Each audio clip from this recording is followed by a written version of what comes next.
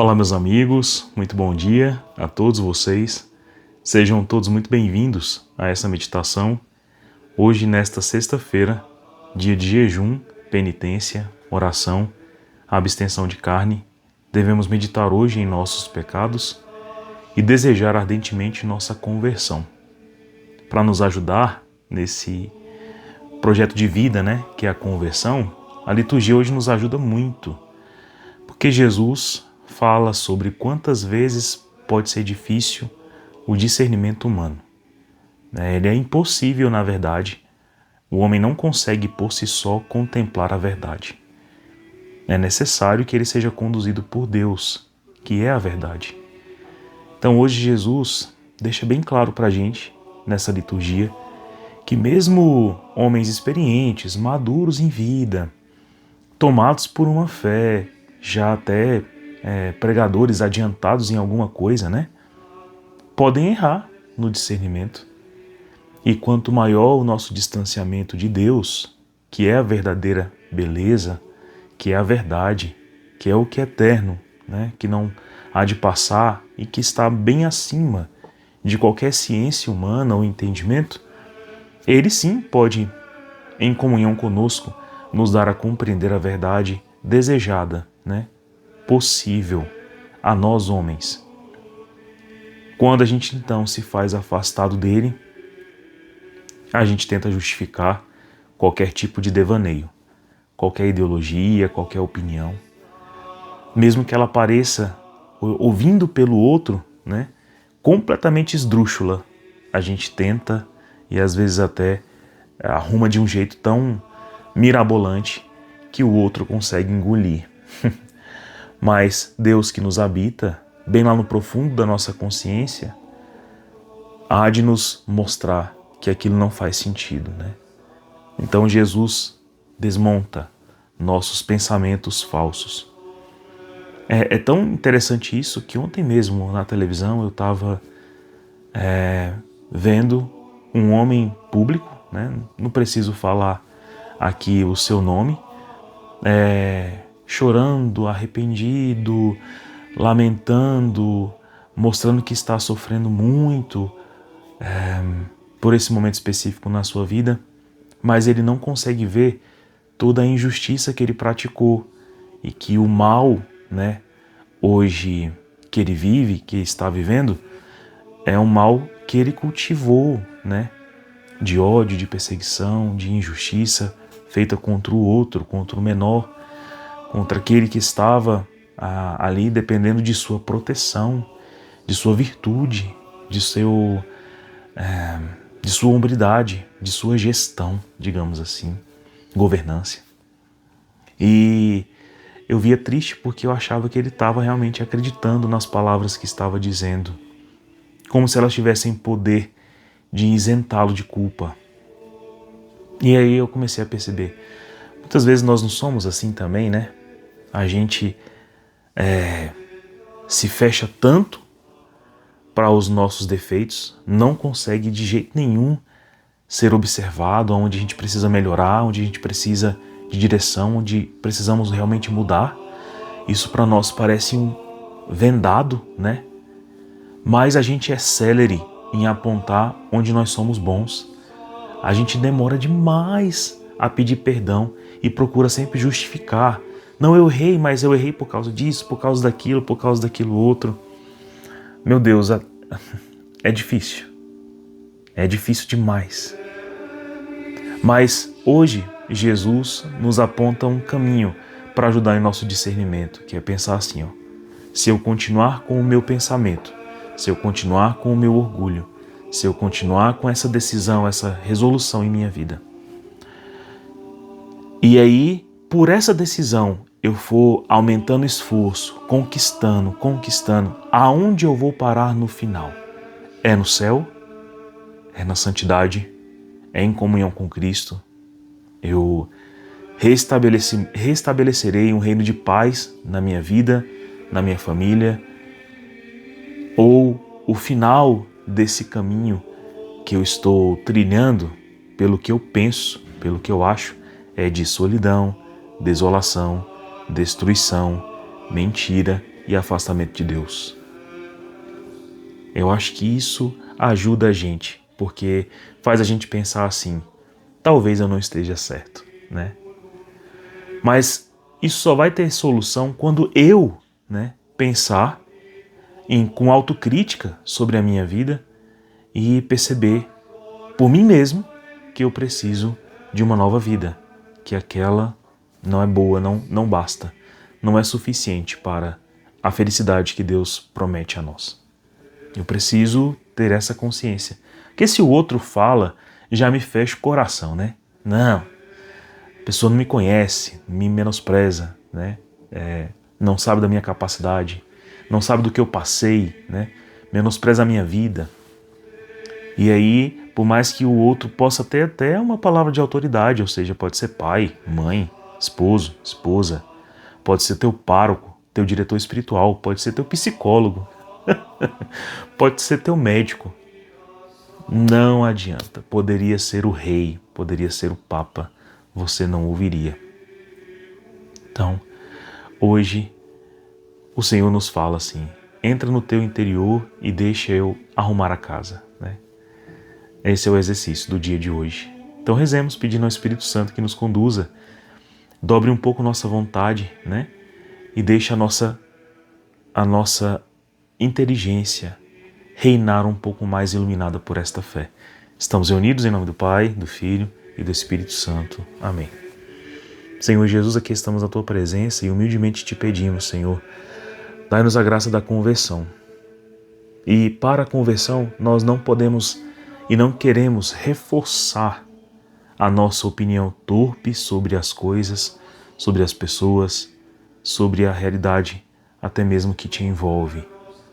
Queremos, na verdade, Senhor Jesus, conduzir a nossa vida pelo que o Senhor tem a nos dizer sobre tudo, sobre cada coisa, sobre cada discernimento. Seja o Senhor a governar a nossa vida e a nos dar direção, a nos apontar o caminho, a nos desviar dos descaminhos. Dai-nos um coração unido ao Teu, Senhor Jesus, porque só a Tua presença basta e só a Tua palavra é definitiva. Te pedimos isso por intercessão da Virgem Maria Santíssima e de São José. Ave Maria, cheia de graça, o Senhor é convosco. Bendita sois vós entre as mulheres. Bendito é o fruto do vosso ventre, Jesus. Santa Maria, Mãe de Deus, rogai por nós, pecadores, agora e na hora de nossa morte. Amém. Permaneceremos reunidos em nome do Pai, e do Filho, e do Espírito Santo. Amém. Então, vamos lá. Vamos ao Evangelho de hoje, que está narrado em Lucas 11, versículos de 15 a 26. É uma leitura um pouco mais longa, mas é maravilhoso perceber como Jesus nos ajuda nesse discernimento, né? E nos ensina, por meio do discernimento, e criando uma nova virtude, que é a da prudência, da fortaleza. Então vamos lá. Naquele tempo, Jesus estava expulsando um demônio, mas alguns disseram: é por Beelzebu, o príncipe dos demônios, que ele expulsa os demônios. Outros, para tentar Jesus, pediam-lhe um sinal do céu, mas, conhecendo seus pensamentos, Jesus disse-lhes: todo reino dividido contra si mesmo será destruído, e cairá uma casa por cima da outra. Ora, se até Satanás está dividido contra si, como poderá sobreviver o seu reino? Vós dizeis que é por Beelzebu que eu expulso os demônios. Se é por meio de Beelzebu que eu expulso os demônios, vossos filhos expulsaram por meio de quem? Por isso, eles mesmos serão os vossos juízes. Mas se é pelo dedo de Deus que eu expulso os demônios, então chegou a vós o reino de Deus. Quando um homem forte e bem armado guarda a própria casa, seus bens estão seguros. Mas quando chega um homem mais forte do que ele, vence-o, arranca-lhe a armadura na qual ele confiava e reparte o que roubou. Quem não está comigo está contra mim, e quem não recolhe comigo dispersa. Quando o espírito mau sai de um homem, fica vagando por lugares desertos, à procura de repouso, não encontrando, ele diz: vou voltar para a casa de onde eu saí. Quando ele chega, encontra a casa varrida e arrumada. Então ele vai e traz consigo outros 7 espíritos piores do que ele. e entrando, estalam-se aí. No fim, este homem fica em condição pior do que antes. Meus irmãos, que palavra! Primeira coisa, o primeiro versículo já mostra bem para nós uma das ações que Jesus veio fazer, né, com nós homens, que é expulsar o mal. Então Jesus estava expulsando o mal. Existe aqui então uma definição bem clara entre o que é mal e o que é bom, né? Então não existe em Jesus um herói que seja corrompido por nada mal. Ele é todo bom e ele é o bem. Ele é a verdade encarnada. Não existe nada corrompido em sua natureza. É por isso que as duas coisas não existem, chegam juntas. Chega Jesus, que é a verdade, que é o bem, o que não estará mais lá? A mentira, a maldade. Por exemplo, chega Jesus, que é a vida, não habita mais a morte. Então, Jesus, a presença de Cristo, ela é toda boa, né? E ela expulsa o mal, que é simplesmente a ausência do bem. O mal pode conviver, por exemplo, com a meia-verdade. O mal pode conviver com a meia-virtude. O mal pode conviver com o meio-trabalho, com a meia-palavra. O mal pode conviver com a ironia. O mal pode conviver com o sarcasmo. O mal pode conviver com a preguiça. O mal pode conviver com qualquer coisa que não é virtuosa. Mas ele não convive com o bem. Porque ele, por natureza, né, se é que ele tem, não tendo, na verdade, uma natureza, ele é a ausência do bem, é a ausência de Deus. O mal não foi criado, né? O mal não foi criado, o mal foi assentido. Então, naquele tempo, Jesus expulsava um demônio. E alguns disseram, olha como o discernimento é corrompido por essa ausência de Cristo, né? Quando estamos na ausência da verdade, na ausência de Cristo, pode ser que chegue para nós uma ideologia, né, que convença a ter uma vida, né, toda vivida para um meio propósito, para um meio sentido. Então, por exemplo, Satanás não nos ensinará a apenas odiar, mas ele nos ensinará a amar de forma desordenada as coisas, as pessoas e não a Deus. Vai tentar nos enganar, nos entorpecer de obrigações, fazendo-nos esquecer da essencial que é estar em comunhão com Deus. Então,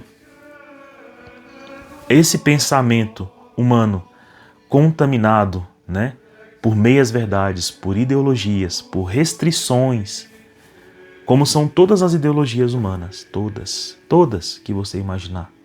Todas elas não querendo contemplar o bem verdadeiro que é Deus, contemplam bens parciais como se fossem Deus. E por isso geram um arrefecimento da inteligência, porque ele não é mais nutrido, essa inteligência não é mais nutrida pela fé, mas pela vontade corrompida numa opinião, numa ideologia, num pensamento parcial, apaixonado. Então olha como a pessoa fica restrita. Ela esquece-se do conceito mais básico do que vem a ser o bem e do que vem a ser o mal. E passa a considerar que aquele que expulsa o mal é mal. E não só o mal, mas o chefe do mal. E Jesus, de uma maneira muito clara, muito concisa, desperta a inteligência da gente, assim, dá uma chacoalhada no nosso coração, dizendo assim, como vocês podem estar tão enganados? Porque, olha só, se for verdadeiro esse ponto de vista de vocês, é como se vocês disserem que um reino que se divide contra si pode subsistir, pode ficar de pé. Mas se fosse pelo príncipe de Beelzebu que eu expulsaria outros demônios, então, como é que esse reino do mal poderia subsistir? Como é que ele poderia existir? Ou seja, se o mal fosse uma força que expulsa o mal, então o bem não existe e o mal também não. Porque o antagonismo do mal seria também mal, então aquilo que vem substituir o que é mal seria mal também. Então não faz sentido, entende? Assim como não existe a possibilidade da verdade substituir a verdade. Não tem como. Se uma coisa é verdadeira e outra coisa é verdadeira e elas forem antagônicas, nenhuma das duas é verdadeira.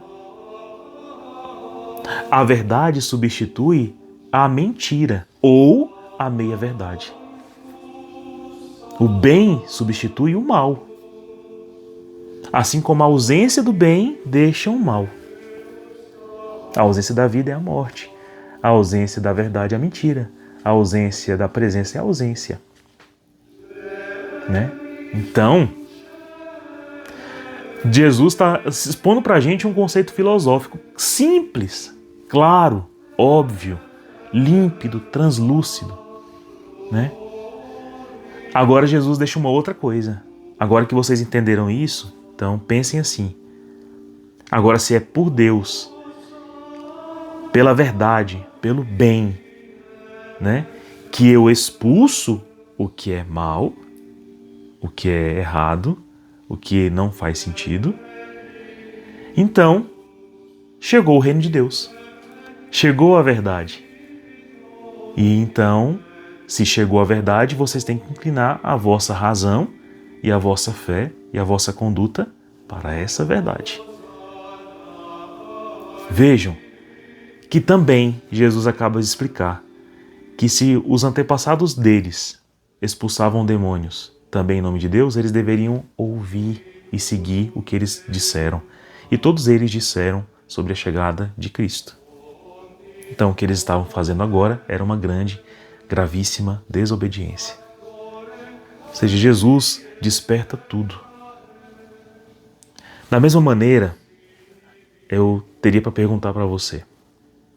Se hoje Jesus, que é o bem, que é a verdade, dissesse a você, esse pecado não mais, essa conduta não mais, essa palavra não mais, esta ideologia política eu não quero.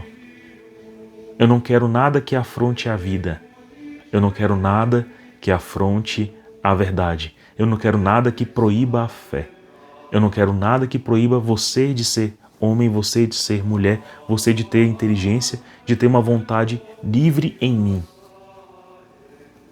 Se Jesus te pedir isso, você teria dificuldade para cumprir? O que significa essa dificuldade?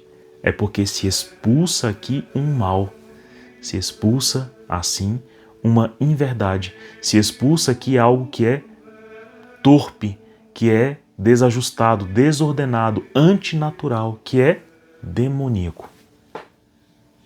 Jesus expulsa o mal, porque Ele é o bem, porque Ele é a verdade. Veja que Jesus ainda faz uma outra comparação que é belíssima.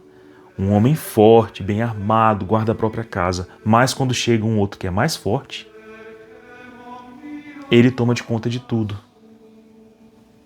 Jesus é esse mais forte, que ao entrar, quando eu permito, ele me despoja do meu antigo serviço, porque antes era eu quem guardava a minha opinião, minha ideia, meu conceito, meus bens, minha vontade, minha índole, minhas paixões. Mas quando ele entra, ele que é mais forte, ele pode reordenar a minha vida. E outra, se ele faz essa obra em mim, eu preciso mantê-lo sempre na minha casa. Porque se eu acho que é só por um tempo a minha conversão, por um dia, o meu desejo de manter-me em Cristo, por um momento que eu rezo, por um momento que eu comungo, por um momento que eu faço, não é isso. Veja que Jesus fala aqui, se o mal foi expulso, meu coração se ordenou, mas se eu não deixar esse homem forte guardando a minha casa, né? Guardando o meu coração de mim e dos outros, né? Aí o mal que foi expulso uma vez, seja ele promovido por mim mesmo ou pelos demônios, volta. Principalmente porque reconhece que aquela casa de onde ele saiu, de onde aquele mal saiu, está em ordem de novo. Então, como é que a desordem vai desorganizar o que já está desorganizado? Não. O desordenador, que é o demônio, vai desordenar o que está ordenado em mim. É por isso que volta com mais 7 demônios, para desordenar a casa que Jesus botou em ordem. Então, não podemos estar na ausência de Cristo nunca, na ausência da vida da fé nunca, na ausência da igreja nunca, na ausência dos sacramentos nunca, nunca, nunca. Quando nós fazemos essa grave ato de pecar venialmente ou mortalmente, o que acontece, né? Eu deixei a verdade, sabe? Eu estou fazendo força para deixar a verdade. Então meu coração volta a desordenar. O fruto de um pecado são vários outros. Por exemplo, pode ser que alguém tenha uma vez roubado porque precisava comer. Mas se pega gosto, daqui a pouco eu vou roubar porque eu tenho inveja do outro, porque eu cobiço alguma coisa demais, porque me aventura o coração fazer o roubo, planejar o roubo, intencionar o roubo. Depois eu posso ficar alegre pela tristeza do outro de quem eu roubei, porque vê-lo chorar me faz feliz. Aí pronto, meu filho, aí vê como uma coisa arrasta a outra? Ou, por exemplo, pode ser que eu adultere com o pensamento. Daqui a pouco eu solto uma palavra, daqui a pouco eu mando uma mensagem, daqui a pouco eu marco o encontro, daqui a pouco aquela coisa que era só pensamento torna-se uma ação. Por isso que Jesus fala, cortai pela raiz, né? Arrancai o olho, a mão, o pé. Ou seja, corte por onde principia o mal. Porque senão por mais que eu tente ordenar as coisas, né, eu estou fazendo uma separação tão grande do propósito de amor que aquilo me leva a outras estruturas, né, às outras estruturas em meu coração para o pecado.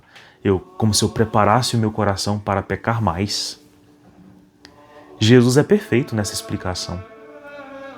É melhor manter guarda no coração. É melhor prevenir um mal do que remediá-lo. Pode ter certeza, né? Então, que bom é se o coração busca a ordem por causa do amor, por causa de Cristo, né? Eu não quero buscar ter a ordem na minha vida só para melhorar como pessoa, como cidadão, como profissional, como amigo, como familiar. Não é só por isso. Eu quero me manter em ordem por amor, por delícia em Deus, por descanso em Deus, por amá-lo, por respeitá-lo. Isso é diferente, né? Vejam que os homens aqui perderam todo o respeito para com Jesus. Chamaram-no de demônio. Ele que é Deus, que é o Filho de Deus, que é o nosso Mestre e Senhor, que tomou sobre seus ombros todos os nossos pecados. Chamar um Deus capaz de tanto por nós de demônio, meu Deus, que falta de discernimento, que falta de inteligência, que falta de fé, que falta de percepção do mais simples, que é perceber esse conceito filosófico inicial que Jesus dá a nós sobre o que é o bem e o que é o mal, o que é a verdade e o que é a mentira, sobre o que de fato existe, que é a verdade, e que não tem como você apagar a verdade por outra verdade, porque a verdade é absoluta. Assim como você não tem como apagar um mal com outro mal, porque ambos são ausência. Então é isso. Que o Senhor nos ajude a fazer o discernimento. Às vezes ele é simples, mas ele é esforçoso quanto maior for a nossa queda. Gera esforço abandonar os nossos vícios de pensamento, materiais, físicos e espirituais também. gera um esforço ser obediente. Gera um esforço danado. É como expulsar um demônio. Mas expulsá-lo sozinho é impossível. É preciso expulsá-lo pela verdade, por Jesus. Deus abençoe você, que hoje seja um dia de purificação na tua alma, né? Olhe para o baú de tua vida e recolha coisas boas e velhas, coisas novas que podem ser reforçadas e coisas velhas que podem ser aposentadas. Retire o que não vale a pena, mas intensifique o que te aproxima de Jesus. Um santo abraço, Deus te dê um excelente final de semana e até mais. Tchau.